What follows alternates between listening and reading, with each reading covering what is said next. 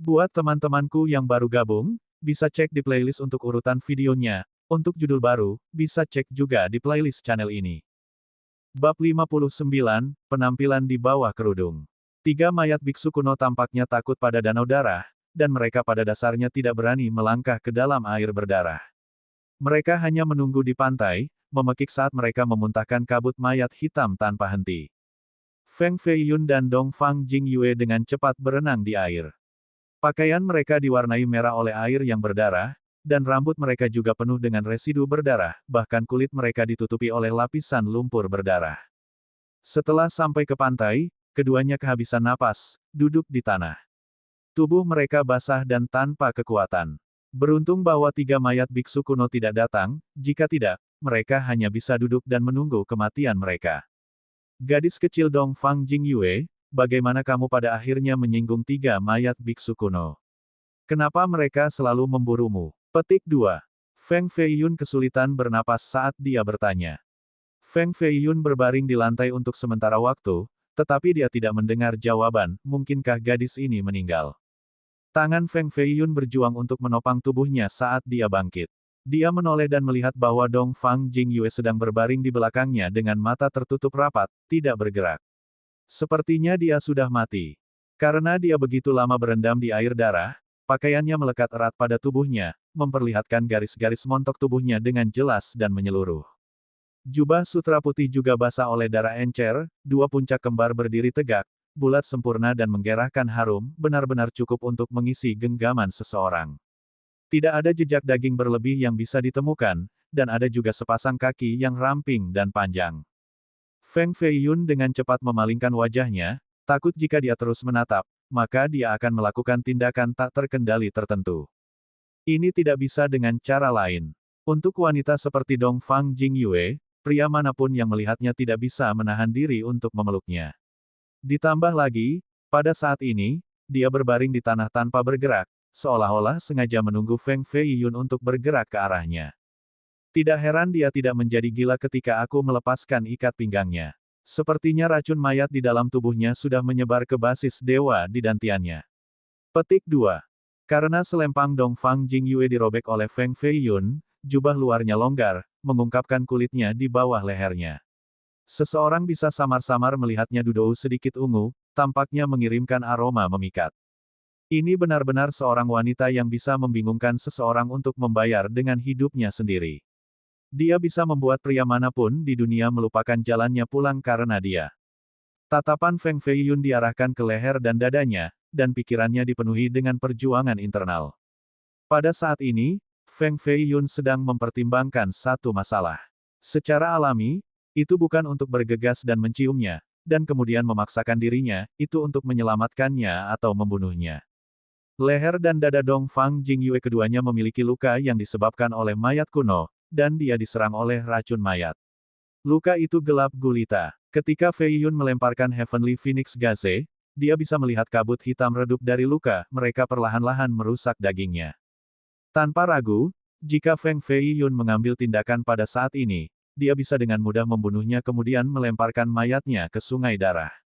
Kemudian, dia tidak perlu khawatir tentang dia membunuhnya di masa depan serta tekanan dari keluarga Yin Gou. Bahkan harta roh, cermin roh Hao Tian, akan menjadi miliknya. Jika ini aksinya, pasti akan menguntungkan. Dong Fang Jingyue, jangan salahkan aku karena terlalu tanpa ampun. Salahkan nasib buruk Anda saat bertemu dengan saya, Feng Feiyun. Hari ini adalah hari di mana, aroma manis menghilang dan batu giok dihancurkan. 1. Tidak ada racun, tidak ada pria hebat. 2. Feng Feiyun tahu dengan jelas bahwa jika dia tidak membunuhnya sekarang, maka, ketika dia sembuh, dia pasti akan merobeknya menjadi ribuan bagian. Ini adalah waktu terbaik untuk bertindak. Setelah membunuhnya, dia akan menghancurkan mayatnya dan bukti, siapa yang akan tahu bahwa Feng Feiyun adalah orang yang membunuhnya. Feng Feiyun mengubah telapak tangannya menjadi kepalan, ingin menghancurkan kepalanya dengan satu pukulan. Energi tinju sangat kuat, masih 3 zang jauhnya, tapi itu cukup untuk menyebabkan batu-batu di sekujur tubuhnya bergetar. Suara mendesing. Angin dari energi tinju menyebabkan jilbabnya tertiup angin, mengungkapkan keindahan yang mampu menjatuhkan kota dan negara. Alisnya panjang dan ramping seperti daun willow, bulu matanya yang melengkung masih ternoda tetesan darah yang berkilauan, dan sepasang bibir itu, mereka dibuat ke titik kesempurnaan.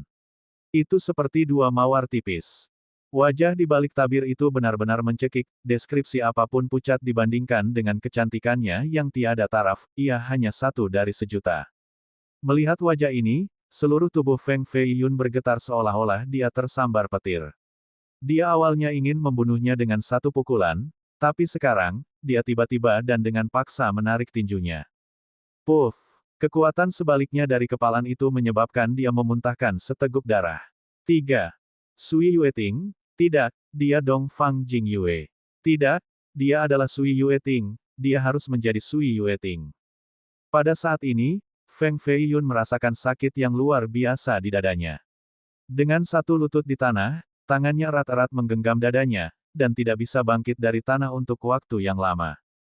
Pertama kali Feng Fei Yun bertemu Dong Fang Jing Yue, dia mengira dia untuk Sui Yueting, namun, itu hanya karena kehadiran mereka terlalu mirip. Namun, siapa yang bisa menduga bahwa di balik selubung, dia persis sama dengan Sui Yueting. Itu benar-benar orang yang sama. Hati Feng Fei Yun memandang Sui Yueting dengan kebencian ekstrim, dan, pada saat ini, sepenuhnya meledak. Ekspresinya menjadi ganas, dan dia meraung. Sui Yueting, hatimu benar-benar kejam. Karena kamu tidak berhasil membunuhku pada waktu itu, hari ini akan menjadi pemakamanmu. Petik 2. Feng Fei Yun terhuyung-huyung ke arah Dong Fang Jing Yue, dan dia naik ke atas tubuhnya. Tinju tiba-tiba mengenai dadanya. Karena Feng Fei Yun terluka sebelumnya oleh kekuatan terbalik dari tinjunya, serangan ini tidak terlalu kuat. Pukulan ini menghantam dadanya, namun, itu pada dasarnya tidak menembus tubuhnya, dan sebaliknya, lebih dari setengah kekuatannya hilang oleh dua puncak kembarnya yang menjulang. Tidak ada yang menduga bahwa pukulan dari Feng Fei Yun ini juga mendorong keluar setengah dari racun mayat di dalam tubuh Dong Fang Jing Yue. Puff! Bibir ceri Dong Fang Jing Yue meludahkan seteguk darah gelap langsung ke wajah Feng Fei Yun. Ekspresi Feng Fei Yun sudah ganas, tapi itu menjadi lebih menakutkan. Kamu benar-benar berani muncrat di wajahku, kamu berani muncrat di wajahku. Feng Fei Yun, sekali lagi, ingin mengambil hidupnya dengan pukulan lain. Dong Fang Jing Yue perlahan bangun. Sepasang matanya yang indah terbuka. Tubuhnya tampak masih sangat lemah. Dia bisa merasakan rasa sakit datang dari dadanya, dan dia melihat Feng Fei Yun menunggang pinggangnya yang ramping, dia langsung memikirkan sesuatu. Berpikir tentang hal-hal yang bisa terjadi, Dong Fang Jing Yue hampir muntah darah karena marah. Ini Feng Fei Yun begitu celaka, dia mengambil keuntungan dari ketidaksadarannya, dan kemudian dia merasakan sakit yang luar biasa di dadanya, seolah-olah Feng Fei Yun memijat mereka untuk waktu yang lama. Selain itu, ia juga menggunakan kekuatan besar untuk menguleni mereka, bagaimana bisa ini hidup begitu rendah. Dong Fang Jing Yue kemudian memikirkan hal-hal lain yang bisa terjadi pada tubuhnya, dan tiba-tiba, tetesan air mata jatuh dari matanya, dia tanpa ampun menatap Feng Fei Yun. Feng Fei Yun, aku, sampai sekarang, belum pernah melihat, kehidupan yang begitu rendah dan tak tahu malu seperti Anda. Dong Fang Jing Yue, sekali lagi, meludahi wajah Feng Fei Yun. Pada saat ini, pikirannya bingung, dan dia memiliki dorongan untuk bunuh diri. Kamu meludahi aku. Anda meludahi saya lagi. Sui Yueting, ketika datang untuk menjadi tak tahu malu dan hidup rendah, saya tidak setara dengan satu bagian dari Anda.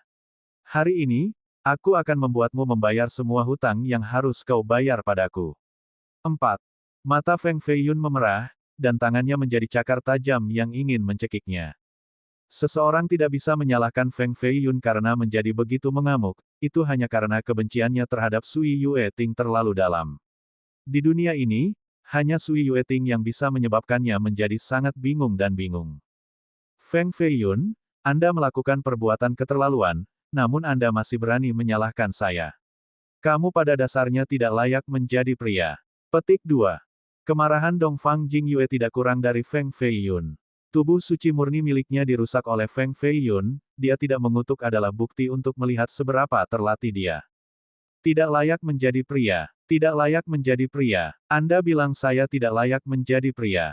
Hahaha, saya sudah menjadi laki-laki, ini adalah fakta yang tak terbantahkan, dan mustahil untuk berubah, hahaha. Petik 2. Feng Feiyun mengangkat kepalanya, dan dia tertawa, itu adalah tawa yang sangat riang dan tidak terkendali. Orang yang ia maksudkan secara alami adalah Sui Yueting dan bukan Dong Fang Jingyue. Namun, setelah mendengar ini, ekspresi Dong Fang Jingyue menjadi pucat, dadanya naik dan turun dengan marah, dan dia secara tidak sengaja memuntahkan darah ke wajah Feng Feiyun lagi. Kamu sebenarnya. Dia awalnya berpikir bahwa Feng Feiyun hanya menyentuhnya, tapi dia tidak berharap Feng Feiyun menjadi binatang buas, menghancurkan kemurniannya. Pikirannya menjadi hitam, dan dia langsung pingsan. Setelah tertawa, dia menjadi tenang kembali. Dia melihat bahwa dia naik di atas tubuh Dong Fang Jingyue. Dia memperhatikan bahwa dadanya memar karena pukulannya. Dong Fang Jingyue, ini sudah berakhir, selesai. Saya salah mengira dia orang yang salah lagi. Memukul wanita bukanlah gaya aku, Feng Feiyun. Petik 2.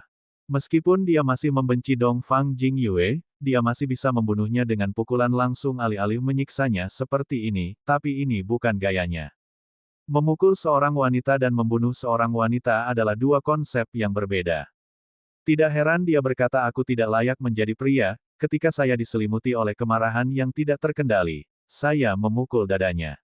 Baik, meskipun saya, Feng Feiyun, bukan seorang pria yang berbudi luhur, saya jelas dan terbuka dengan moralitas saya sendiri. Hari ini, saya akan menyelamatkan hidup Anda untuk menebus pukulan sebelumnya. Itu dimaksudkan untuk Sui Yueting, tapi aku salah menimpamu. Petik 2. Tentu saja, Feng Feiyun tidak tahu bahwa dengan menyelamatkan satu kehidupan ini, di masa depan, akan ada lebih banyak kesulitan baginya. Babak 60, Kuil Bawah Tanah. Nenek terkutuk, kamu seharusnya mati di tanganku. Saya, Feng Feiyun, merasa sangat dermawan hari ini, dan saya akan menyelamatkan hidup Anda. Di masa depan, jika Anda terus terlibat dengan saya, maka saya pasti tidak akan menunjukkan belas kasihan. Petik 2. Feng Feiyun meraih tangan Dong Fang Jingyue yang berjuang, dan dia memindahkannya ke belakang kepalanya. Kemudian, dia mulai menyedot racun mayat dari lehernya yang halus dan lembut, dan dia meludahkan darah beracun hitam pekat ke tanah. Feng Feiyun, biarkan aku pergi. Saya tidak ingin diselamatkan oleh Anda. Jika kamu berani menyentuhku lagi, aku akan mempertaruhkan nyawaku untukmu. Petik 2. Dong Fang Jingyue mengertakkan giginya. Perasaan bibir Feng Feiyun merayap di lehernya membuatnya ingin menamparnya, tetapi pada saat ini, dia tidak memiliki kekuatan apapun, dia hanya bisa membiarkan bibir Feng Feiyun terus mencium leher gioknya.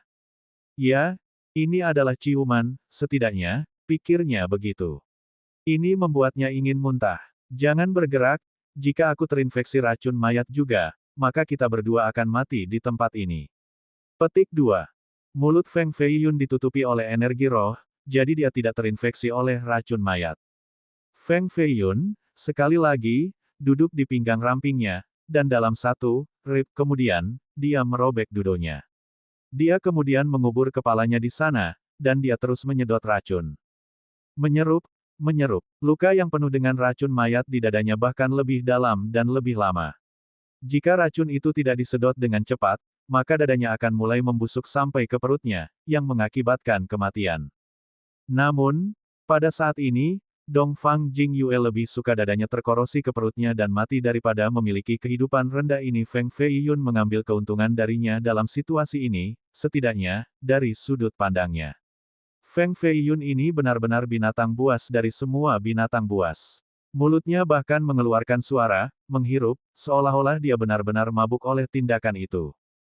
Feng Feiyun, aku sudah memberitahumu mulai sekarang, aku tidak akan meninggalkanmu sendirian.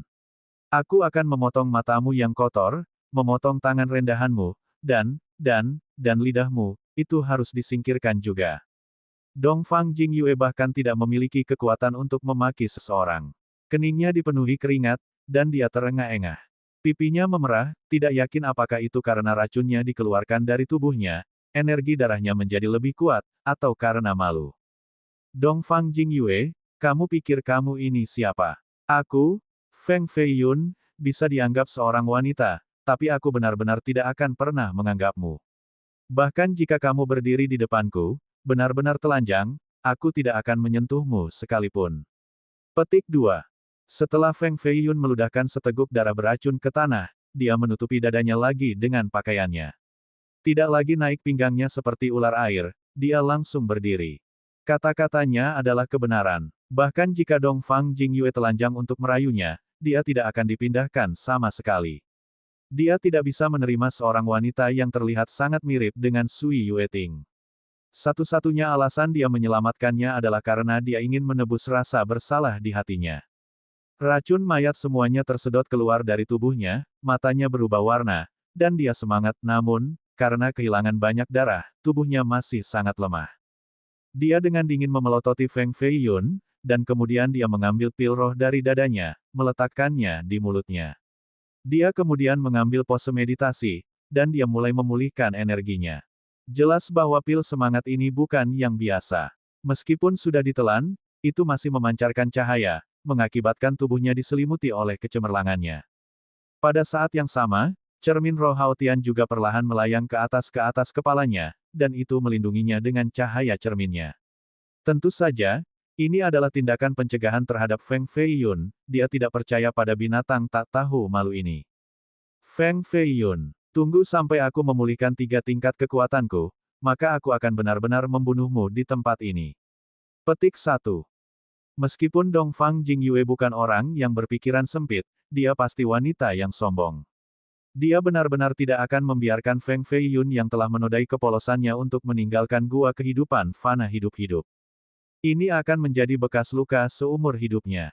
Hanya dengan membunuh Feng Feiyun dia bisa mendapatkan rasa pelipur lara.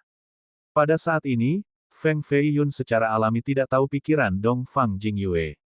Dia berjongkok di tanah, dan dia mulai menganalisis racun mayat kuno di tanah. Racun yang bisa membuat orang kuat seperti Dongfang Jingyue pingsan pasti sangat kuat.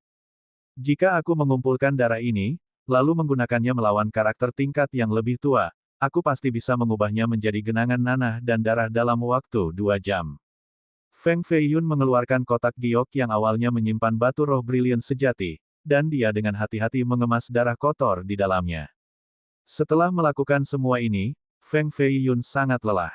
Dia juga duduk dalam pose meditasi untuk mulai memulihkan energinya. Di sisi lain dari sungai darah, pekikan nyaring 3 biksu terus berlanjut. Nada sedih mengguncang sungai, menyebabkan riak terbentuk.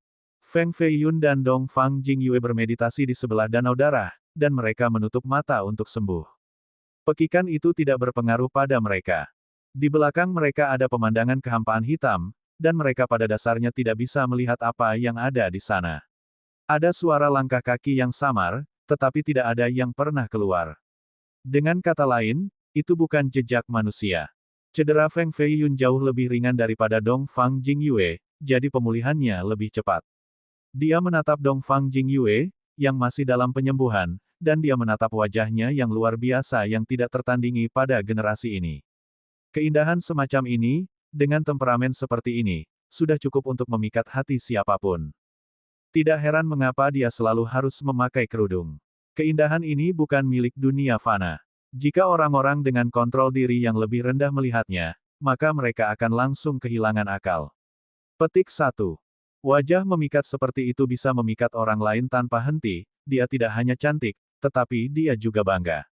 Dengan wajah yang mampu membunuh orang, jika dia tidak sepele, maka Dongfang Jingyue dapat dianggap sebagai wanita terbaik pertama atau kedua dari generasi ini. Petik 1. Dongfang Jingyue tentu saja bukan wanita picik. Jika bukan karena Feng Feiyun memukulnya sekali tanpa alasan, maka dia tidak akan mengejarnya. Jika bukan karena Feng Feiyun mengira dia sebagai Sui Yueting lagi, dia tidak akan membenci Feiyun sejauh ini. Jika Sui Yueting tidak ada di dunia ini, maka tidak akan ada begitu banyak kesalahpahaman, Feng Feiyun benar-benar akan jatuh cinta padanya, ini sudah pasti, dan bahkan Feng Feiyun tidak akan menyangkal ini. Tentu saja, mengenai Feng Feiyun pada saat ini, Dongfang Jingyue menyesalkan fakta bahwa dia tidak bisa segera membunuhnya dan meminum darahnya. Saat kultivasinya dipulihkan oleh 1 tingkat adalah ketika dia akan dibawa lebih dekat ke gerbang kematian. Aku harus keluar dari tempat ini sebelum dia bangun.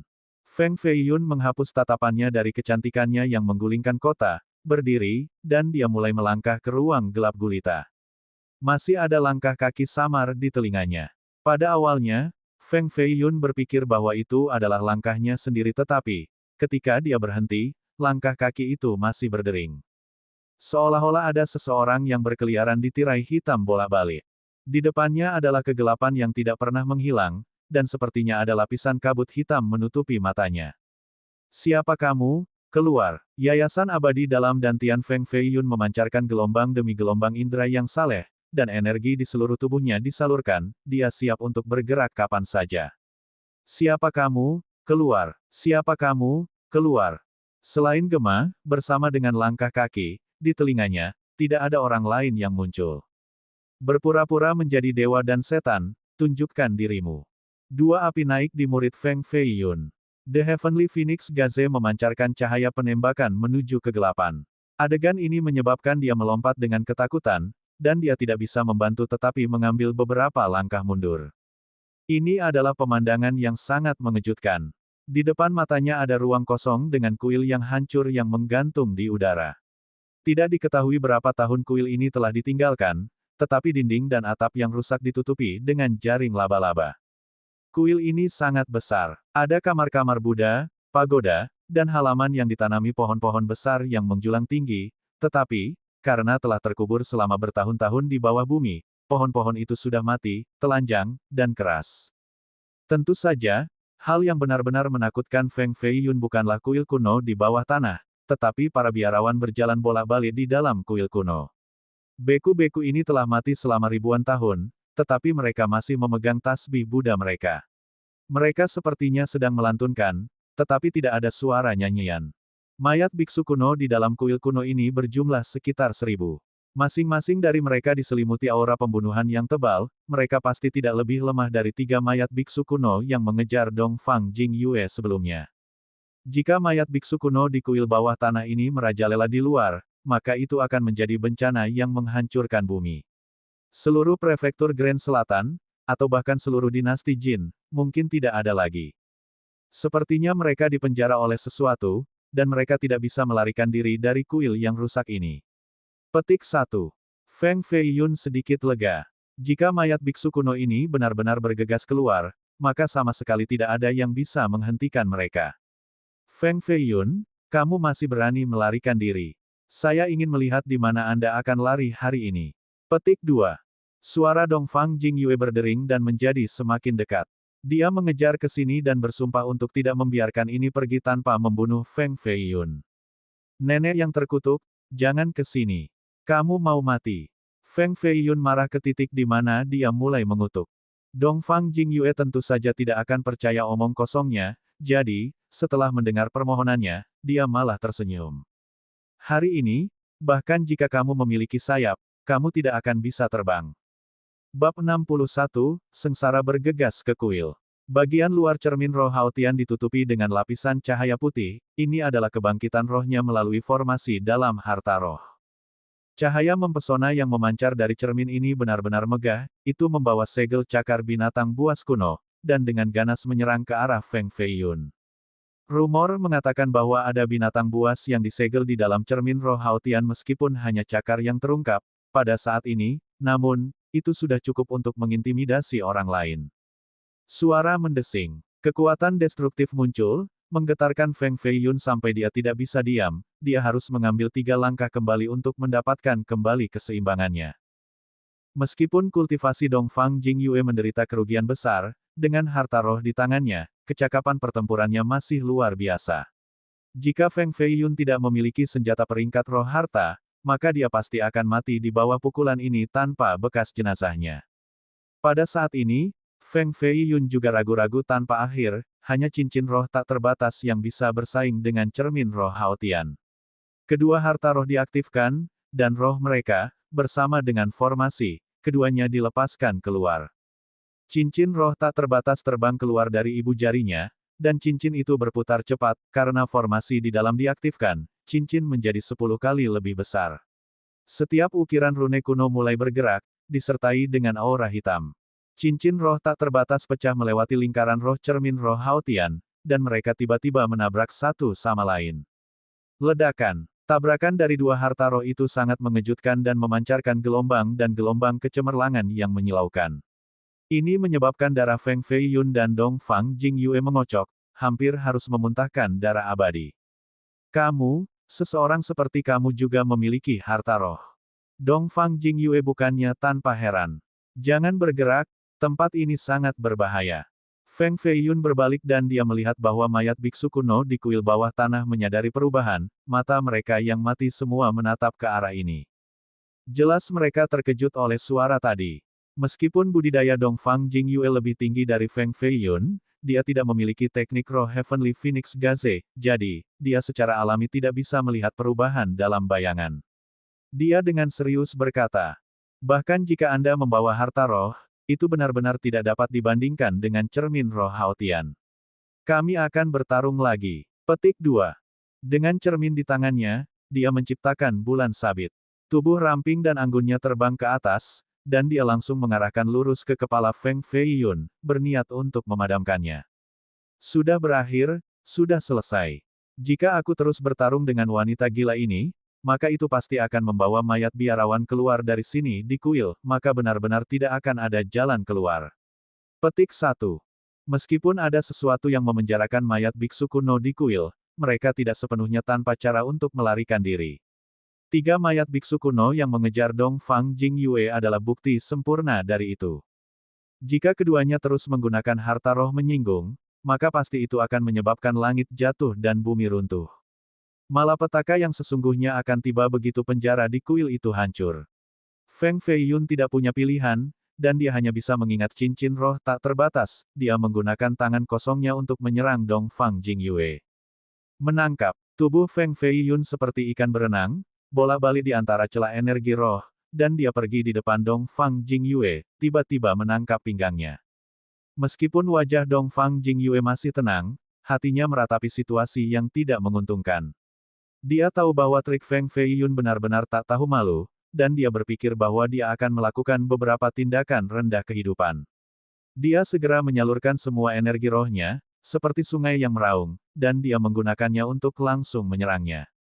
Ledakan. Kekuatan energi roh sangat kuat, seperti gunung Qi yang melintasi langit, dan dia secara langsung menjatuhkan Feng Fei Yun. Organ internal Feng Fei Yun sangat terguncang, dan dia sangat tidak nyaman, namun, dia menggertakkan giginya dan dia tidak melepaskannya dengan tangannya. Dia terus memegang pinggangnya, menyebabkan dia terbang di sampingnya juga. Lepaskan tanganmu. Aku tidak akan. Keduanya bertukar gerakan di udara sebelum jatuh ke tanah. Ledakan. Keduanya menabrak kuil kuno yang rusak, ke sumur kering yang kosong, menyebabkan puing-puing yang rusak di tanah berubah menjadi debu. Udara suram yang dingin meresapi kuil itu bersama dengan tanda-tanda hitam di tanah, seperti darah kering. Tidak bagus, ini masalah besar sekarang. Feng Fei Yun merangkak dari tanah, dan dia menatap perubahan kuil. Di kejauhan ada kamar-kamar Buddhis. Di dalamnya ada patung-patung Buddha berdebu bersama dengan lampu-lampu Buddha serta para biarawan yang tampak garang. Untungnya, keduanya jatuh di sudut paling terpencil dari kuil yang saleh tanpa ada mayat biksu kuno di dekatnya. Kalau tidak, pada saat ini, mereka akan digigit tanpa jejak tulang. Di mana tempat ini? Kuil suci di bawah tanah. Tambang tak menyenangkan ini. Petik 2. Dong Fang Jingyue juga perlahan merangkak naik dari tanah. Meskipun kejatuhannya tidak ringan, kehadirannya tidak terpengaruh, dia masih halus dan elegan, seperti bunga mawar yang jatuh ke dinding. Tentu saja, dia juga merasakan bahaya dan kehadiran jahat di sekitar, dan dia tidak bergerak melawan Feng Fei Yun, takut akan mengkhawatirkan jiwa-jiwa mayat. Ketika pandangannya tertuju pada para biarawan membusuk yang masih berjalan normal di kejauhan, matanya tidak bisa membantu tetapi melebar. Tidak peduli seberapa tidak terpengaruh dia di masa lalu, dia tidak bisa menekan rasa takut di hatinya. Sebuah kuil yang saleh tenggelam di bawah tanah, dan para biarawan kuno selamanya terperangkap di dalam. Ini bukan gua kehidupan fana, mengapa lebih seperti tambang yang tidak menyenangkan. Petik 2. Dong Fang Jingyue bergumam pada dirinya sendiri. Feng Fei Yun berbicara dengan serius. Pada dasarnya, ini adalah tempat yang sama. Ini bukan tempat tinggal lama. Jika kita tidak bisa pergi dalam waktu 1 jam, maka para biarawan akan memperhatikan kehadiran kita. Meninggalkan tempat ini adalah perhatian utama. Petik 2. Keduanya tahu bahwa ini bukan saatnya untuk bertindak atas emosi mereka. Jika mereka tidak bekerja bersama, maka keduanya bisa mati di sini. Dongfang Jingyue, saat ini, sangat ingin menamparkan Feng Feiyun sampai mati, namun, jika Feng Feiyun meninggal, maka dia kemungkinan besar tidak akan bisa bertahan hidup juga. Dia hanya bisa menahan emosinya. Dinding kuil kuno itu dipatahkan oleh keduanya, membuat celah, dan mereka berencana untuk melarikan diri keluar menggunakan lubang ini. Ketika kaki Dongfang Jingyue baru saja melangkah keluar, tanah melahirkan pegas darah yang melonjak ke atas secara spiral menuju arah ini, menarik kakinya ke tanah. Seolah-olah ada tangan hantu kerangka di bawah tanah. Ledakan. Dia dengan cepat menarik kembali kakinya dan pegas berdarah dari tanah menghilang dalam sekejap mata, kekuatan tarik sudah tidak ada lagi. Kuil ini sebenarnya dipersiapkan dengan lautan pembentukan darah dan bewilder grand formation dari zaman kuno yang tinggi. Feng Feiyun berkata, pada saat ini, Dongfang Jingyue tidak berani dengan ceroboh mengambil langkah lain, hatinya masih bergetar ketika dia bertanya. Bagaimana kamu tahu ini? Sebelumnya, jika kamu tidak menarik kembali kakimu, maka kamu akan terseret ke lautan darah oleh formasi, menjadi darah cair. Juga, bahkan jika Anda dapat mengambil langkah lain, tidak akan ada peluang untuk melarikan diri dari bait suci, Anda pasti akan dibawa ke tempat terlarang lainnya. Petik 2. Feng Feiyun mengerutkan alisnya, dan dia melanjutkan. Aku akhirnya mengerti mengapa mayat biksu kuno tidak bisa meninggalkan kuil ini, ternyata formasi besar bewilder. Tidak, ini tidak benar, semua beku ini adalah pakar yang sangat kuat, hanya bewilder grand formation saja tidak bisa memenjarakan mereka selamanya. Di dalam kuil yang saleh ini harus ada formasi lain dari zaman kuno yang tinggi. Petik 2. Kuil itu sangat sunyi, dan sudut ini bahkan lebih sepi lagi. Hanya ada batu kuning sumur kuno dan 3 pohon kuno, yang telah mati dalam jumlah yang tidak diketahui bertahun-tahun yang lalu, dan ada juga penggilingan tua dengan radius 1 sang. Beberapa ribu tahun yang lalu, tempat ini pastilah halaman belakang kuil suci ini. Pada saat itu, candi ini belum tenggelam ke tanah. Langit biru dengan sinar matahari segar mungkin dinikmati oleh para biarawan berjubah putih tersenyum bahagia dan membawa air dari sumur, dengan seekor keledai memutar pabrik untuk membuat susu kedelai segar. Semuanya begitu damai, tetapi suatu hari, mereka mengalami perubahan besar dan semua biksu meninggal. Bahkan kuil itu tenggelam ke tanah. Awalnya merupakan tanah suci dari kepercayaan Buddha namun itu menjadi tanah terlarang yang menakutkan. Formasi di kuil ini tidak sedikit, ditambah masing-masing formasi ini tidak dapat dibuat oleh orang biasa. Dalam keadaan ini, jelas bahwa para beku di kuil ini semuanya mati dalam satu malam. Tanpa instruksi saya, Anda tidak diizinkan untuk mengambil satu langkah pun. Petik 2. Feng Feiyun berkata dengan ekspresi serius. Tentu, Dongfang Jingyue menjawab dengan pandangan menghina, tapi dia tidak berani main-main. Bagaimanapun, ini adalah pertama kalinya dia mengalami situasi berbahaya seperti sebelumnya. Apakah sudah selesai? Dia bertanya. Feng Feiyun berjongkok di tanah, dan jarinya menarik teratai di tanah, namun, bentuknya tidak seperti bunga lotus, itu lebih seperti jejak kaki seseorang. Sebuah cahaya terang mengembang dan bunga lotus tiba-tiba memancarkan cahaya hijau terang, seolah-olah seorang abadi duduk di lokasi ini. Jadi, Feng Feiyun tersenyum. Apa yang sedang kamu lakukan? Dongfang Jingyue merasa bahwa Feng Feiyun melakukan tindakan aneh, pada dasarnya tidak seperti metode manusia, mereka lebih seperti metode ras setan primitif. Formasi kursi melintasi lotus. Selama pengukir memiliki kekuatan yang cukup, formasi ini dapat mengendalikan lotus untuk menyeberangi sungai di dunia ini. Petik 2. Feng Feiyun dengan bangga tersenyum.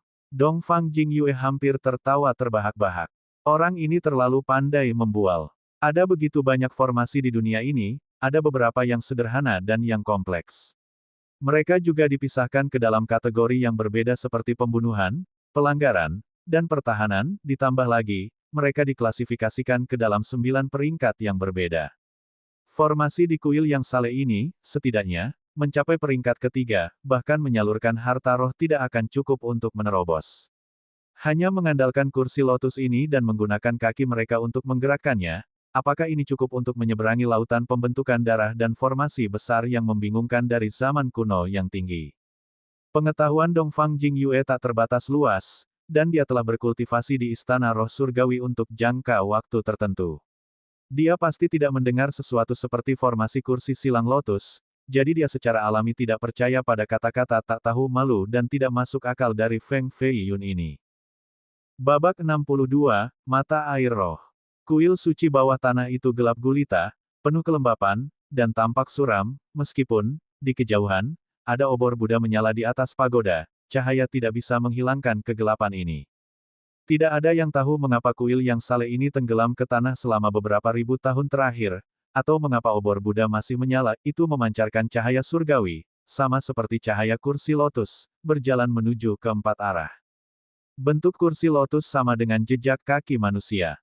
Dua orang yang berdiri di kursi teratai adalah Feng Feiyun dan Dongfang Jingyue. Keduanya awalnya seperti api dan air, menolak untuk berdiri di samping satu sama lain, tetapi pada saat ini, mereka bersandar pada satu sama lain seperti sosok dan bayangan seseorang. Meskipun Feng Feiyun hanya seorang dewasa muda, perawakannya tidak kecil. Dengan dada lebar dan berdiri setinggi 7 kaki, dia tampaknya lebih tinggi dari Dongfang Jingyue dengan setengah kepala.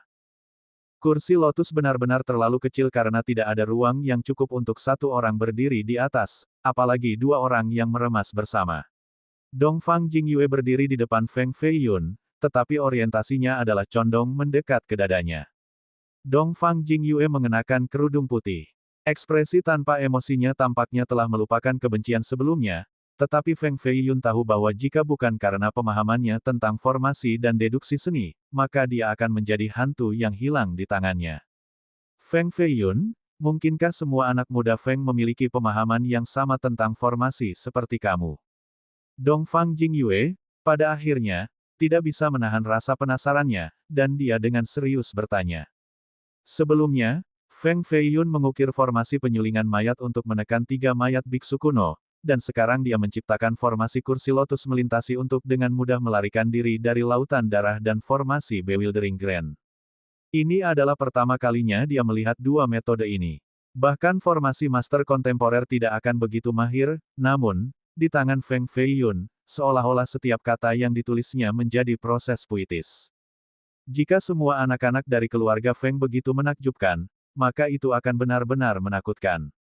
Dongfang Jingyue adalah anak dari keluarga Yin Gou, jadi dia secara alami memiliki tanggung jawab untuk menghancurkan kekuatan apapun yang dapat mengancam klan. Jika Feng Feiyun benar-benar sekuat ini, maka dia harus membunuhnya tanpa ampun dan menghancurkan rumput sampai ke akarnya. Bagi keluarga sekuat keluarga Yin Gou, ingin menghancurkan 100 keluarga Feng adalah hal yang mudah. Feng Feiyun sangat pandai, dan, hanya dengan sekali pandang, dia tahu apa yang dihitung Dongfang Jingyue di benaknya, dengan demikian, dia tersenyum. Tidak, tentu saja tidak, kecuali itu adalah seseorang dengan bakat ekstrim. Para penatua keluarga benar-benar tidak akan mengizinkan kami untuk mempelajarinya. Pada akhirnya, mempelajari metode yang tidak lazim ini akan memperlambat kultivasi kita. Petik 2. Dan dia melanjutkan, juga jelas bahwa aku memiliki bakat ekstrim, hahaha. Itulah sebabnya kultivasi kamu sangat lemah, sepertinya para tetua keluargamu tidak khawatir tanpa alasan.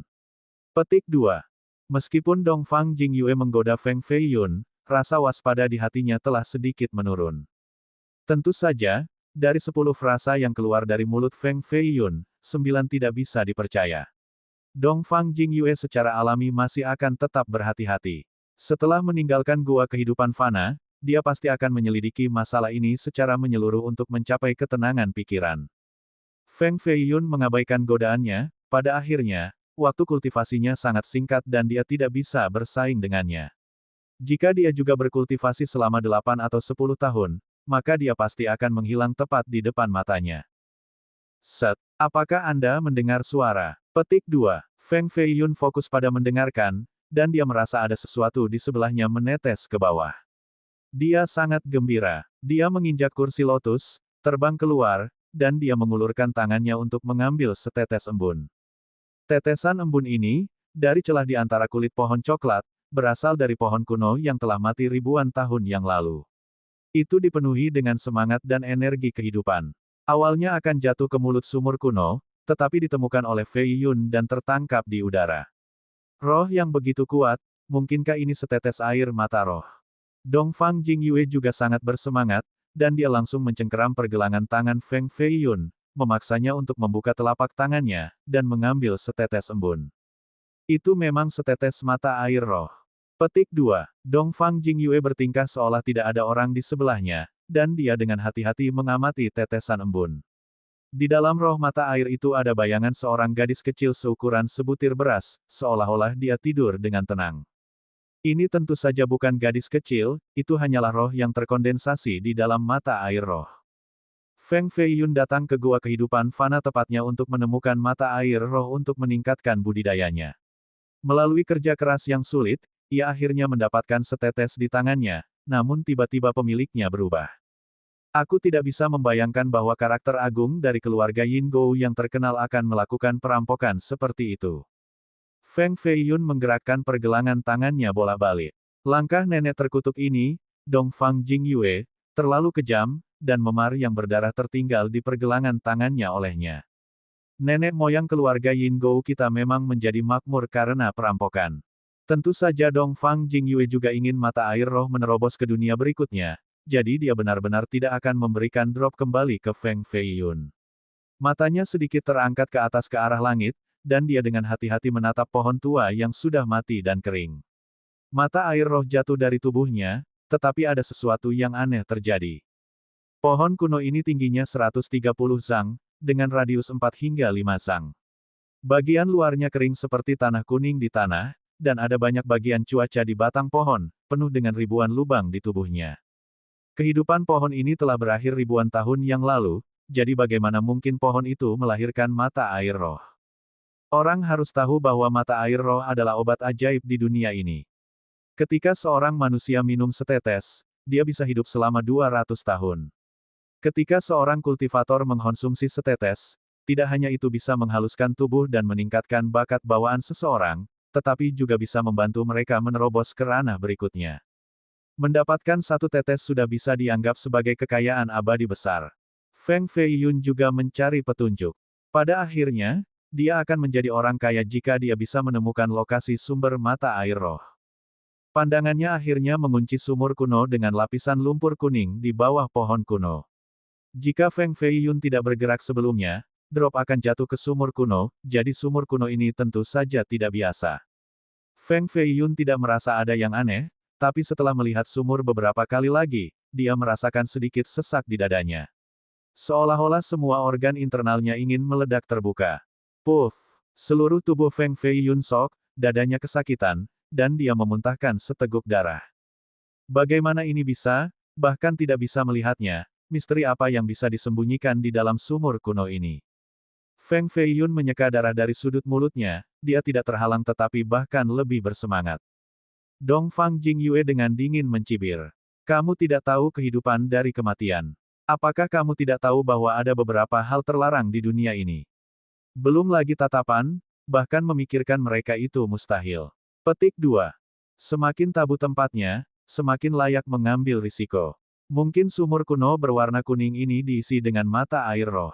Jika kita mendapatkan mata air roh, lalu bayangkan berapa banyak tuan yang bisa kita tanam. Tidak menyebutkan keluarga Yin Gou, kita bahkan bisa menggulingkan dinasti Jin. Petik 2. Feng Fei Yun berseru dengan berseri-seri. Dongfang Jingyue dengan cepat meraih leher Feng Fei Yun, dan dia berbisik. Apakah kamu tidak ingin hidup lebih lama lagi? Budidaya Kaisar Jin secara misterius kuat. Satu tatapan cukup untuk melihat masalah dalam 1.000.000 mil, dan satu telinga cukup untuk mendengar nyanyian burung kenari di luar 10.000 mil. Jika kata-kata Anda itu didengar olehnya, maka itu bukan hanya Anda, 9 klan keluarga Feng Anda semua akan dibantai. Petik 2. Uhuk-uhuk. Leher Feng Fei Yun kesakitan karena cengkeramannya, tapi dia masih tersenyum. Jangan khawatir, Ayam Dongfang, budidaya Kaisar Jin mungkin kuat, tetapi dia benar-benar tidak dapat mendeteksi roh saleh di dalam kuil bawah tanah ini, sangat gugup pantatku. Petik 2. Pada saat ini, Dongfang Jingyue melepaskan Feng Fei Yun dan dia dengan dingin berkata, Mulutmu benar-benar sangat vulgar. Yang terbaik adalah mengingat kata-kata saya dengan baik, jika tidak, cepat atau lambat, Anda akan menderita kematian yang tidak wajar. Ada tangisan di dalam sumur kuno, di mata saya, itu bukan sumur air mata air tetapi sumur air mayat. Anda masih tidak boleh bertindak gegabah. Petik 2. Dongfang Jingyue tentu saja takut akan hal itu, jika Feng Feiyun meninggal di sumur, dia tidak akan bisa mengendalikan formasi kursi lotus dan karenanya, dia mengingatkannya. Feng Feiyun segera mencatat masalah ini, dan itulah sebabnya dia tidak bergerak. Namun, jika itu hanya untaian sisa-sisa menangis, menyerahkan sumur mata air roh akan membuatnya merasa sangat ragu-ragu. Saat itu, dari kegelapan datang banyak langkah kaki yang berat. Paman ketiga, tempat apa ini? Menyebabkan 12 dari 15 pelindung kita mati. Akankah kita mati di tempat ini juga? Petik 2. Suara seorang pria paruh baya muncul. Diam, selama kita tidak bertemu mayat biksu kuno itu lagi, kita pasti akan melarikan diri dari kuil yang saleh ini. Petik 2. Suara yang lebih tua terdengar, tetapi tidak dipenuhi dengan kepercayaan diri. Ketika paman ketujuh digigit mati, paman keenam dipenggal, dan bahkan Feng Xiaolin diseret ke aula Buddha, hanya tulang-tulang putihnya yang dibuang, lalu ada juga. Pria tua yang timpang itu berkata, ke-15 pelindung datang ke gua kehidupan fana untuk mengejar Du Shou Gao, dan mereka juga secara keliru pergi ke kuil ini. Namun, keberuntungan mereka tidak sebagus Feng Feiyun, dan mereka pergi ke pintu masuk utama kuil, 8 dari mereka dirobek-robek oleh mayat biksu. 7 lainnya bersembunyi di kuil, dan mereka bertemu semua jenis makhluk hantu. Pada akhirnya, hanya 3 yang tersisa, dan semuanya terluka parah. Mereka melarikan diri ke arah Feiyun. Paman ketiga, ada orang di depan. Pria parubaya itu dengan bersemangat berseru. Mereka bertiga mempercepat langkah mereka dan berlari menuju Feng Feiyun, seolah-olah mereka telah mengambil jalan terakhir untuk bertahan hidup. Feng Feiyun dengan hati-hati menatap pria tua yang memimpin jalan. Dia sedikit terkejut, baju besi yang berat pada orang tua ini dilepas, dan dia hanya mengenakan jubah keluarga Feng. Jubah putih disulam dengan pinus kuno dan bertuliskan 3 kata hitam, Feng Zizi. Petik 2. Feng Zizi adalah nama orang tua ini. Setelah melihat nama ini, Feng Feiyun tiba-tiba membeku. Bukankah nama kakeknya Feng Zizi? Tentu saja Feng Feiyun bisa mengenali kakeknya. Lagi pula, ketika dia masih kecil, dia telah bertemu dengannya beberapa kali. Meskipun pelindung tubuh dilepas, helm baja di tubuhnya tidak dilepas, masih menutupi separuh wajahnya. Tanpa pandangan hati-hati, dia secara alami tidak bisa mengenalinya. Feng Feiyun khawatir dengan ini, Feng Zizi belum pernah compang camping sebelumnya. Apa hal buruk yang mereka temui pada akhirnya? Seorang ahli dari keluarga Yin Gou. Kami diselamatkan saat ini. Petik 2. Pria parubaya itu mengenali tanda besi di pinggang Dongfang Jingyue, dan dia berbicara dengan penuh kekaguman. Pakar dari keluarga Yin Gou. Tentu saja Feng Zizi tahu betapa kuatnya keluarga Yin Gou, pasti lebih dari 2 lainnya. Di depan keluarga Yin Gou, dia tidak bisa bertindak gegabah, masalah ini telah diberitahukan kepadanya sebelumnya oleh Feng Patriark. Gadis ini mampu membawa token besi giok putih dari keluarga Yin Gou, jadi dia pasti keturunan. Dia tidak bisa terlambat pada formalitas sopan, dia harus sujud, kalau tidak akan tidak sopan. Bab 63, Orang yang keluar dari sumur kuno. Danau Naga 3000 mil, batu giok putih melambangkan Yin Gou. Urutan besi di pinggang Dongfang Jingyue terbuat dari batu giok kerajaan halus dan diukir menjadi kait perak, membuktikan identitas mulianya. Selama dia membawa pesanan ini di kota kuno Valet Firmamen, semua pembudidaya harus berlutut untuk menyambutnya. Bahkan surga yang menentang kejeniusan keluarga besar atau penatua dan pelindung tidak terkecuali. Ini adalah kekuatan keluarga Yin Gou, salah satu dari 4 keluarga besar dinasti Jin. Di mata mereka, keluarga besar seperti keluarga Feng hanya bisa dianggap sebagai penguasa lokal. Meskipun usia Feng Zizi telah melebihi 60, karena ia berlatih metode kultivasi tertentu, ia tampak lebih muda daripada praktisi lain pada usia yang sama, yang memiliki rambut putih dan wajah yang ditutupi dengan jurang. Namun, tubuhnya tampak sangat kuat, seperti seorang jenderal militer muda. Feng Feiyun, melihat kakeknya terlatih tatih, awalnya membuatnya ingin membantunya, tetapi pada saat ini, ada juga dua pria paruh baya bersamanya, mereka berdua berlutut di tanah. Ledakan. Mereka bertiga berlutut dengan satu lutut dan dengan penuh hormat mereka bertepuk tangan. Tiga pelindung keluarga Feng dengan hormat menyambut karakter utama dari keluarga Yin Gou, kami mohon Anda untuk membantu kami melarikan diri dari tempat ini. Petik 2.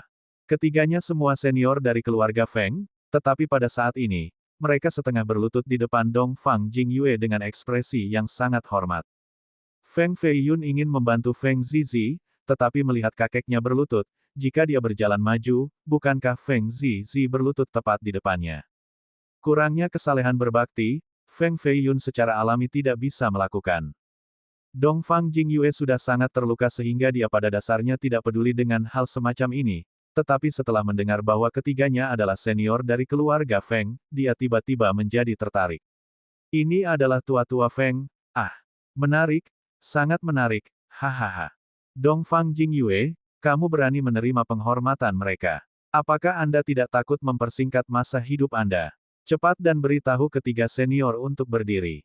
Petik 2. Feng Feiyun berkata dengan sedih. Dong Fang Jingyue tersenyum menjawab. Mereka hanya beberapa karakter kecil dari keluarga Feng, mengapa aku tidak berani menerimanya? Pikirannya sangat cermat dan melihat ekspresi aneh Feng Feiyun, jadi dia berkata.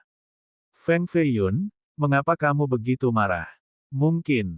Tidak mungkin apa-apa. Feng Feiyun berkata. Dong Fang Jingyue melepaskan tatanan perak Yin Gou dari pinggangnya dan memegangnya di tangannya, seperti penguasa tertinggi dunia ini, dan mengangkat suaranya. Tiga pelindung dari keluarga Feng, dengarkan perintah saya, junior ini, Feng Feiyun dari generasi kelima Feng, melihat kursi ini namun dia tidak berlutut, pelanggaran apa ini? 3. Feng Feiyun tidak berharap nenek sialan ini Dong Fang Jingyue untuk menggunakan metode ini. Jika ini adalah senior yang berbeda dari keluarga Feng maka dia pasti tidak akan peduli, tapi kali ini, salah satu dari ketiganya adalah kakeknya. Mungkinkah dia hanya meletakkan tangannya dan menunggu kematiannya sendiri dari ejekannya? Feng Feiyun. Feng Zizi mengangkat kepalanya dan melirik lagi, lalu dia melihat bahwa orang yang berdiri di belakang Dong Fang Jingyue adalah cucunya yang berdarah, Feng Feiyun. Tidak menyebutkan kejahatan kecil ini yang dilakukan di Spirit State City, dengan kekuatan keluarga Feng, mereka bisa sepenuhnya menanganinya, tetapi hari ini, jika dia menyinggung karakter besar dari keluarga Yin Gou, jika ini tidak diambil merawat dengan cara yang memuaskan, maka seluruh keluarga Feng bisa terkena dampak negatif. Makhluk jahat, cepat dan berlutut dan terima ketidakbenaranmu pada karakter agung keluarga Yin Gou. 4. Feng Zizi berteriak keras dengan ekspresi penuh amarah. Di sisi lain, dua pelindung lainnya adalah dua ahli yang sangat kuat dari generasi keempat Feng, mereka juga paman dari Feng Feiyun. Pada saat ini, mereka juga sangat ketakutan. Jika karakter besar keluarga Yin Gou, karena Feng Feiyun, juga akan menghukum keluarga, maka konsekuensinya akan menjadi bencana. Jika mereka tidak melangkah dengan hati-hati, mereka berisiko musibah pemusnahan klan. Feng Feiyun secara alami tidak akan berlutut, dan dia berkata, kakek, berdiri, keluarga Yin Gou bukanlah sesuatu yang istimewa. Saya hanya berlutut ke surga dan kepada para penatua, tetapi tidak pernah berlutut di depan seorang wanita. Petik 2. Memalukan. Petik 2. Feng Zizi menarik pandangannya dan menoleh ke arah Dong Fang Jingyue dengan membungkuk, lalu dia dengan cepat berkata, peri terhormat, cucuku tidak tahu bagaimana berbicara. Dengan rendah hati saya meminta Anda untuk melepaskannya, dan jangan marah padanya. Hari ini, serahkan dia padaku, saya pasti akan menghukumnya berat. Jika dia tidak kehilangan lapisan kulit, maka kakinya akan pecah menjadi 3 bagian. Hari ini, saya pasti akan melakukan gerakan besar kepada Anda dan membuatnya berlutut di depan dan menerima kesalahannya. Petik 2.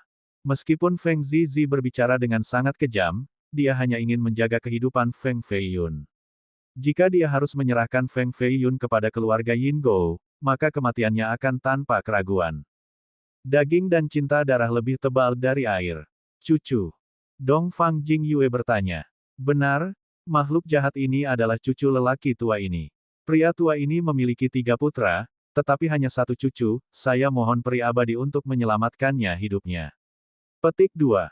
Feng Zizi berkata. Setelah mendengar kata-kata ini, Dong Fang Jingyue sangat gembira. Dia terluka parah dan saat ini, dia tidak punya cara untuk menekan Feng Feiyun. Dia tidak mengharapkan surga untuk membantunya dengan membawa kakek Feng Feiyun di depannya. Feng Feiyun, Feng Feiyun. Saya ingin melihat apakah Anda akan berperilaku dan mendengarkan atau tidak. Dongfang Jingyue menggerakkan tangannya di belakang punggungnya dan menatap sekitarnya, mengeluarkan aura ahli yang tiada taranya, lalu dia dengan tenang berkata. Sejak awal waktu, ajaran bijak dari dinasti Jin menempatkan kesalehan berbakti di tempat pertama, royalti ke kaisar kedua, guru dan siswa berikutnya, dan kemudian dao suami dan istri adalah yang terakhir. Feng Feiyun, Anda bahkan tidak akan mendengarkan kata-kata kakekmu. Sungguh cucu yang tidak berbakti. Aku akan menyelamatkan hidupmu tetapi orang yang tidak berbakti sepertimu, bagaimana kamu akan memiliki wajah untuk terus hidup di dunia ini? Petik 2. Tentu saja, Feng Feiyun jelas tahu bahwa Dongfang Jingyue tidak benar-benar ingin dia mati, setidaknya, tidak sebelum melarikan diri dari kuil yang saleh ini. Kata-kata ini hanya untuk telinga Feng Zizi. Dongfang Jingyue, jika kamu tidak berhenti, maka apakah kamu pikir aku tidak akan memberitahu semua orang tentang masalah ketika kamu mayat diracun? Jika masalah ini keluar, maka itu pasti akan lebih menarik dibandingkan dengan membunuh orang yang tidak dikenal seperti saya. Petik 2.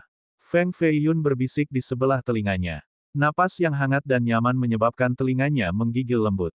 Mendengar ancaman Feng Feiyun, ekspresi Dongfang Jingyue memburuk dan jari-jarinya yang ramping mengepal erat niat membunuhnya berjalan kuat.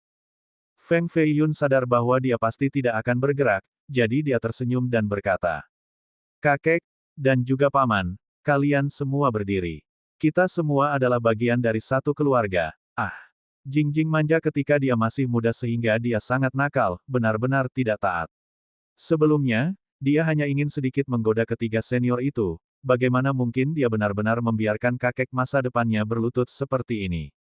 Petik 2. Mendengar Feng Feiyun memanggilnya, Jingjing, Dongfang Jingyue menggigil karena marah. Feng Zizi dan yang lainnya tidak tahu kepala dari ekor, apa yang sebenarnya terjadi di sini. Feng Feiyun mengangkat suaranya, yang membawa sedikit ancaman, dan memberitahu Dongfang Jingyue. Jingjing, cepat dan katakan tiga senior untuk bangun. Petik 2. 5 jari Dongfang Jingyue mengepal lebih erat, bahkan giginya menggiling karena marah. Namun, pada akhirnya, dia tidak bisa melakukan apapun kecuali berkompromi karena ancaman Feng Feiyun, dan dia berkata. Tiga senior, tolong berdiri. Sebelumnya, itu benar-benar hanya lelucon kecil. Petik 2. Pada saat ini, ketiganya akhirnya berdiri dan dengan cemas menatap Dongfang Jingyue dan Feng Feiyun. Mereka akhirnya menemukan beberapa hal halus pada saat ini. Karakter agung keluarga Yin Gou bersarang di dada Feng Feiyun, mudah untuk mengatakan bahwa hubungan mereka sangat dekat. Mungkinkah bocah cilik ini, Feng Feiyun, disukai oleh karakter besar keluarga Yin Gou? Hati Feng Zizi sangat gembira. Jika ini adalah kebenaran, maka masa depan Feng Feiyun akan tak terhitung dan bahkan keluarga Feng akan mendapatkan manfaat tanpa batas dari ini. Apa nama peri abadi? Meskipun Feng Zizi merasa bahwa status Dongfang Jingyue dalam keluarga Yin Gou sangat tinggi, dia masih ingin mengetahui posisi yang tepat, jadi dia meminta namanya. Dongfang Jingyue. Dongfang Jingyue berkata dengan mengejek, mengarah ke Feng Feiyun. Setelah mendengar nama ini, kelompok Feng Zizi terkejut dan saling melirik. Ekspresi mereka menjadi lebih dan lebih hormat, dan mereka hampir jatuh berlutut lagi di tanah. Oh, jadi ini penampilan Miss Muda keempat. Mohon maafkan kami karena kurangnya kesopanan. Petik 2. Feng Zizi membungkuk dalam-dalam. Dongfang Jingyue mendengus dingin, mudah untuk melihat sikapnya yang meremehkan. Bagian dalam kuil yang saleh itu berbahaya dan mengancam, tetapi sumur kuno berlumpur kuning itu sunyi sampai ngeri. Tidak ada mayat biksu kuno yang bepergian ke arah ini, atau tanda-tanda makhluk hidup. Sepertinya semuanya tinggal jauh dari sini. Tiba-tiba, suara bel berbunyi datang dari pagoda Buddha dari puncak yang jauh. Meskipun suaranya sangat rendah, dengan susah payah mengguncang gendang telinga. Itu tidak lebih lemah dari kekuatan angin dan guntur. Asap mengancam dari sumur kuno mulai keluar bahkan lebih. Bahkan mata normal bisa melihat seutas asap hijau dari sumur, seperti sumur mayat. Namun, saat ini, Ada untaian cahaya cemerlang di dalam asap hijau. Lampu-lampu ini lolos keluar, seperti seorang Buddha atau makhluk abadi turun ke dunia fana, melahirkan cahaya saleh yang membuat orang lain berpikir bahwa ada harta roh di dalam sumur. Puff! Seorang senior dari keluarga Feng terluka dan tertabrak karena dia sangat menatap sumur, menjadi sangat terluka dalam proses tersebut. Kamu tidak bisa menatap ini dengan baik. Menatap untuk waktu yang lama akan mengakibatkan terbunuh oleh keberadaan tabu di dalam. Petik 2. Feng Feiyun mengingatkan. Pada saat ini, bel berbunyi untuk kedua kalinya, datang dari pagoda jauh Buddha. Ong, suara bel Buddhis masih rendah tetapi cukup untuk menakuti jiwa-jiwa orang. Sumur berlumpur kuning berubah lagi. Asap dari dalam keluar bahkan lebih keras dan tiba-tiba, seseorang mengenakan jubah putih dengan rambut acak-acakan perlahan-lahan muncul dari sumur. Adegan aneh ini menyebabkan Feng Feiyun dan yang lainnya mundur beberapa langkah dengan ngeri. Orang ini berdiri di atas tirai asap, berdiri di atas sumur kuno. Orang-orang akhirnya dapat melihat bahwa dia adalah seorang wanita luar biasa yang tidak tertandingi dalam generasinya. Namun, ekspresinya yang pucat membuat takut orang lain, seolah-olah tidak ada tanda-tanda kehidupan di tubuhnya. Aura roh masih memancar dari tubuhnya. Meskipun dia telah mati selama beberapa ribu tahun, kulitnya masih seterang batu giok, seolah-olah dia baru saja keluar dari mandi susu kambing. Rambutnya panjang seperti sutra, disertai dengan keindahan topping negara. Sosoknya memiliki aura suci dan mengenakan jubah Buddhis murni. Dia sedikit mengangkat kepalanya dan melihat cahaya yang datang dari pagoda Buddha. Meskipun kita tidak memiliki kesempatan untuk saling mengenal, butiran panjang bunga lili merah, bunga lili laba-laba. Bibirnya sedikit terbuka, seolah dia mengingat sesuatu, bahkan dengan tubuhnya yang tak bernyawa.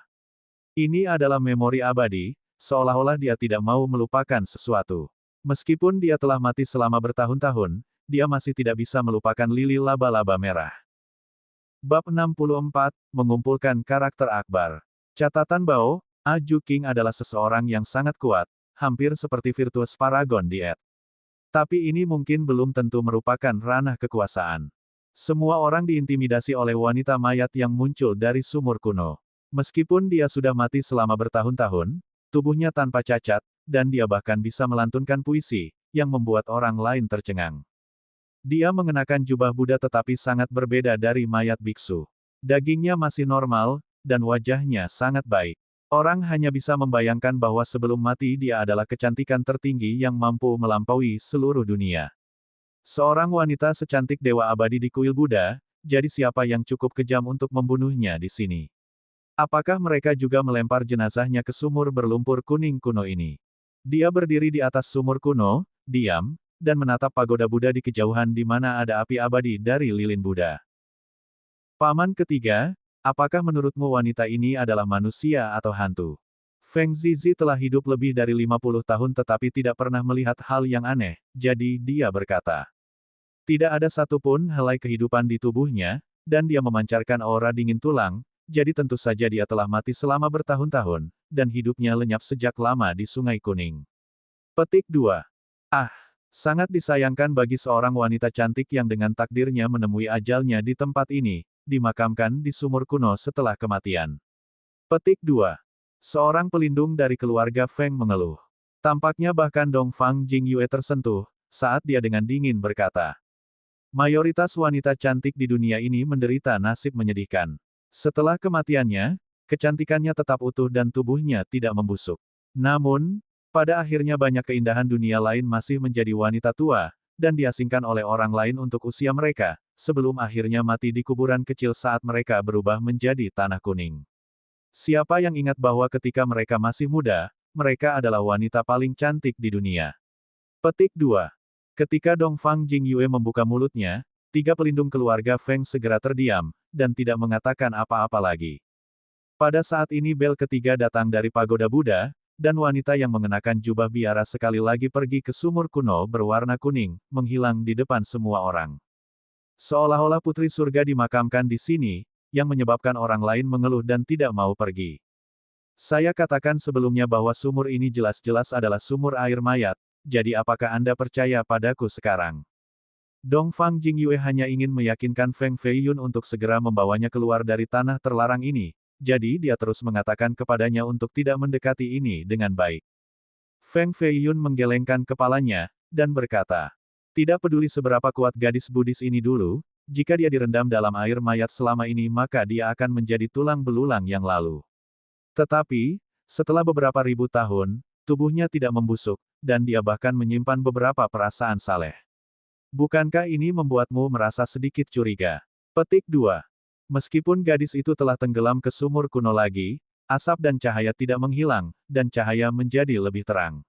Ada juga aroma samar yang berasal dari sumur yang seperti aroma manis perawan berusia 18 tahun, seperti aroma utama ramuan dan obat-obatan roh.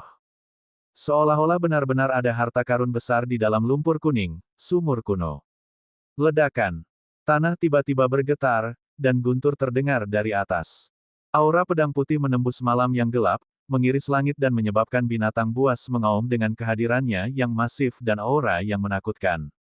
Dengan pedang yang saling memimpin jalan, seekor binatang besar yang menjulang di 10 zang terbang ke depan, menginjak-injak langit. Binatang buas besar itu seperti gunung kecil dan memiliki kepala buaya, ekor burung purba, sisik ikan sebesar telapak tangan yang menutupi seluruh tubuhnya, dan ada sepasang sayap bersisik raksasa di punggungnya. Ini adalah binatang angin leluhur, keberadaan yang sangat langka dengan potensi pertempuran yang tak terbatas. Meskipun roh binatang angin leluhur ini adalah makhluk hidup dan memiliki energi roh tersembunyi, ia tidak bisa mengayuh pedang untuk terbang di udara. Di belakang binatang angin leluhur ada kereta besi, seperti kastil tertutup, dihiasi dengan cermin besi dan pilar putih. Bahkan tirai kereta besi terbuat dari besi, sehingga angin kencang bahkan tidak bisa menerbangkan sudut. Tentu saja, orang luar tidak bisa melihat siapa yang ada di dalam kereta besi. Posh! Aura pedang terbang putih terbang di sekitar kuil yang saleh kemudian terbang kembali, sebelum bergantung di atas kereta besi. Cahaya cemerlang dari pedang saleh dikelilingi oleh aura berputar yang tampaknya memiliki semangat sendiri. Tekanan kuat seperti itu, dari mana Ju Qing ini berasal?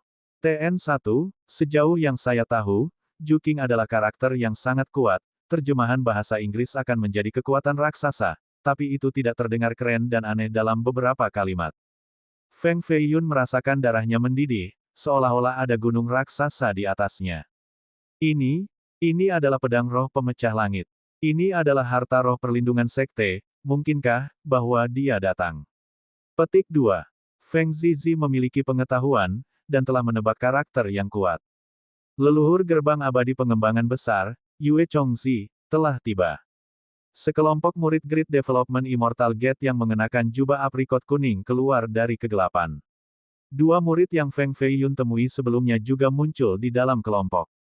Mereka bergegas langsung ke kuil bawah tanah yang saleh, dan berdiri di luar melihat kereta besi dengan hormat di mata mereka, dan berteriak tanpa suara. Kami para murid menyapa leluhur. Semua murid dari gerbang segera berlutut ke tanah. Ketenangan akhirnya dipulihkan. Saya tidak percaya bahwa Mortal Life Cavern juga menarik leluhur dari gerbang abadi pengembangan besar. Yue Chongzi adalah orang yang memperoleh gelar Ju Qing 300 tahun yang lalu dengan Skybreaking Spirit Sword-nya mendominasi Grand Southern Prefecture. Petik 2. Seorang pelindung keluarga Feng yang telah mendengar Yue Chongzi berkata, ini adalah Ju Qing nyata yang telah menyegel pedangnya selama lebih dari 200 tahun untuk dengan tenang mengejar dao abadi. Sepertinya dia harus menyadari beberapa rahasia mengenai kuil yang saleh ini sehingga dia tidak bisa menunggu sampai kultivasinya yang terisolasi berakhir dan bergegas ke sini. Petik 2. Bahkan Dongfang Jingyue yang arogan berdiri diam. Pada akhirnya kekuatan raksasa seperti Yue Chongzi akan selalu mengumpulkan rasa hormat kemanapun dia pergi. Ledakan. Api dari barat membakar malam gelap gulita. Gelombang demi gelombang api meliputi 9 lantai paviliun dengan kekuatan yang cukup untuk membuat sebuah puri kuno menjadi abu. Karakter agung lain telah tiba. Di luar kuil yang saleh, nyala api berkobar dengan cepat ketika nyala api yang tinggi mengembun menjadi bayangan besar, mengerikan ganasnya dengan taring, seperti iblis besar. Orang ini, mungkinkah mantan tuan ketiga kuil Shen Luo? Dia adalah iblis yang ganas, tetapi dia ditekan di penjara selama beberapa ratus tahun, jadi bagaimana dia masih hidup? Petik 2. Ekspresi Dongfang Jingyue memburuk saat dia merasakan kekuatan kuno menekannya. Budidaya iblis ini sangat tinggi, dan dia telah menggunakan kekuatannya sendiri untuk membawa barisan gunung yang panjangnya beberapa ratus mil, ingin menghancurkan ibu kota dewa dan menantang prestise Kaisar Jin, tetapi dia ditekan oleh satu telapak tangan Kaisar dan dipenjara di lantai 13 penjara. Untuk dapat menahan serangan dari Kaisar Jin tanpa sekarat sudah cukup untuk membuktikan kekuatan iblis ini. Itu pasti Ju Qing yang kuat. Ini adalah kisah dari beberapa ratus tahun yang lalu, tetapi setan ini secara tak terduga melarikan diri dari penjara, dan datang ke tempat ini. Mendengar reputasi setan yang galak menyebabkan ekspresi ketiga pelindung Feng menjadi pucat, ketika mereka berkeringat dingin. Reputasi sengit iblis ini telah diturunkan selama beberapa ratus tahun, tetapi masih cukup untuk menanamkan rasa takut yang menggigil pada orang lain. Nyala api menjadi sosok bayangan yang tingginya puluhan sang. Ukurannya dibandingkan dengan yang lain seperti membandingkan manusia dan semut, tetapi masalahnya adalah api yang ganas membakar bahkan tanah, menyebabkan lapisan gas padat. Sebelumnya itu adalah leluhur dari gerbang abadi pengembangan besar, sekarang adalah tuan ketiga dari kuil Shenluo. Keduanya memiliki kultivasi surga gemetar, jadi kecuali itu adalah peristiwa besar, itu tidak akan membuat mereka khawatir dan memaksa mereka untuk muncul di tempat ini. Mayat biksu kuno di dalam kuil yang saleh secara alami mendeteksi tamu tak diundang di luar kuil. Mereka meraung keras dan daging busuk di tubuh mereka mengeluarkan asap hitam, dan rasa lapar mereka untuk bertempur sangat hebat saat api kemarahan mencapai langit yang tinggi. Pada saat ini mereka tidak lagi mengucapkan mantra Buddha. Seolah-olah melihat musuh menyebabkan mereka bergegas keluar dari kuil yang saleh, dan memaksa formasi pemeteraian di luar untuk mengaktifkan menyebabkan ledakan raksasa. Adegan yang mengesankan ini benar-benar mengejutkan para penonton, karena jika lebih dari 1000 kultivator di alam pangkalan dewa tiba-tiba bergerak bersamaan, sama sekali tidak ada yang bisa menghentikan kekuatan ini, yang cukup untuk melukis 10.000 mil dengan darah. Kebijaksanaan yang menakjubkan. Tiba-tiba, suara kuno dan dalam datang dari pagoda Buddhis tempat lilin Buddha itu berada, seolah-olah ada seorang biksu tua yang meneriakkan. Suara itu begitu hening sehingga membuat orang lain bertanya-tanya apakah mereka salah dengar. Pada akhirnya, karena kuil kuno telah dikubur selama ribuan tahun, secara alami tidak akan ada seorang biksu tua yang hidup. Tapi suara tua ini adalah alasan mengapa biksu mayat mengamuk tiba-tiba berhenti dan mundur. Masing-masing dari mereka duduk lagi dan mulai melantunkan mantra mereka sambil memukul balok Buddha mereka. Blok-blok Buddha ini telah menjadi potongan-potongan yang compang-camping, dan tasbih doa juga hancur.